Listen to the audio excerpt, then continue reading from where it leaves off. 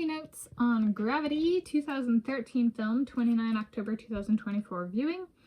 This is today, Tuesday, the day I'm filming this is Tuesday, 29 October 2024, and I just finished viewing this. This is a 2013 film named Gravity. I'm Tanis Coralee Leonhardi, she, her, hers of Seattle. My description for this viewing is it's a fiction film about two astronauts, young female newcomer and older male long-timer, who get stranded in space following debris in space striking their spacecraft that was in the orbit of planet Earth. Perhaps that is the Elon Musk car in the future. That's right.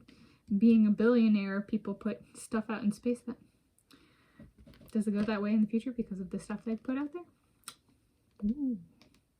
Possibly. That is debris. Okay.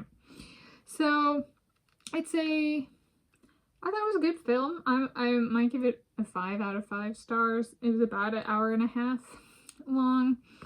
I appreciated, I think one of the highlights for me was I appreciated the lack of music with words in the movie. It very much set the appropriate tone for the movie. So they did well with that particular choice. A lot of people, you know, they have to have those certain lyrics or they have to have that certain band or stuff, and then it kind of ruins. I'm like, well, it might still be a good movie. Like, it's not going to make an all-time great list. You have to do something like that, right? It shows insecurity. And so they showed maturity, and like, we're going to make the music fit the movie. And so they did. And so I thought that was really well done. Some of the basics were covered. So it's just like there's some areas of science that are just like, people go, a volcano erupts. Okay, that's super easy. I'm going to put that in a headline for a newspaper, but they don't understand that there's an explosive eruption and an effusive eruption. And so it's like, well, technically saying something erupts when they're like, one is like very slow and flowing and one's like fast and violent. I was like, well, technically just invoking the word erupt is technically wrong. Without any good, like, without providing any context. All right, so sometimes people who have zero idea what they're talking about, ignorance is bliss. All right, so it's, I'm venturing, I guess, that like being an astronaut is like that, where it's like people just lose sight of the basics, and it's like it doesn't change when you're up there. It gets more high stakes. So that some of the basics were covered, such as if low on oxygen, priority number 1 for survival is get oxygen, especially at the point one is inhaling their own CO2. Humans produce carbon dioxide, CO2, and consume oxygen, O2.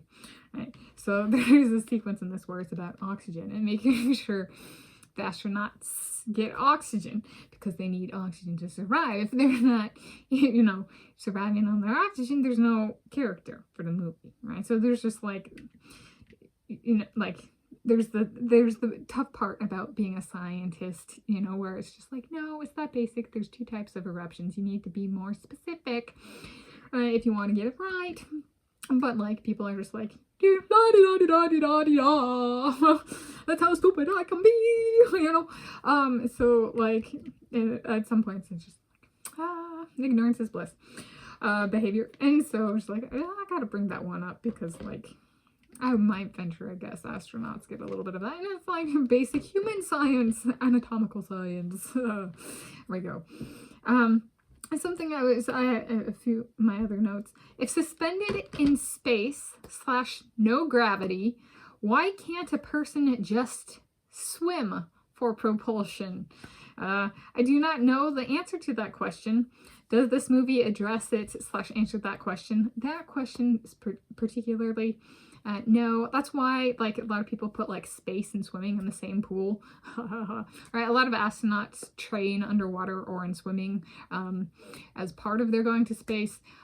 There's the person is what, 10% their body weight in water. So if one's going up to 0 gravity and weightless, right, there's like there's similarities there. So it's like, well, if you just take the water away and you like do a flutter kick in the space station, do you actually move but like really slow? I don't know. But it's like, so yeah, those 2 things go together in that sense.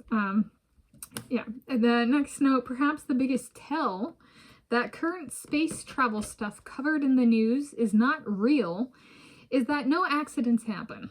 When technology actually progresses, accidents are a natural part of that progression. Yes, so, you know, yeah. Okay, and then perhaps the biggest question not answered by this movie: how much sex do the astronauts on the International Space Station have with each other? Yes, she was stripped bare. She and he. All right, and then, but like, how was she gonna do? Ah, man, I gotta get back to Earth. So, but like, yeah, it's a different one. It's a good. I appreciate the lack of dialogue, and I appreciate the lack of words in the movie, like in the music of the movie. I was like, it's a, especially in Ad Astra was a little bit similar, but Interstellar and The Martian both kind of, you know, there's very heated tempers, you know, and that kind of stuff. And so it's really about kind of like argumentative, combative dialogue, versus this one and Ad Astra are more calming in terms of the script, I find. So, yeah. I think I gave Ad Astra 5 out of 5 as well. There we go. So this is my movie notes on Gravity, 2013 film, 29 October 2024 viewing.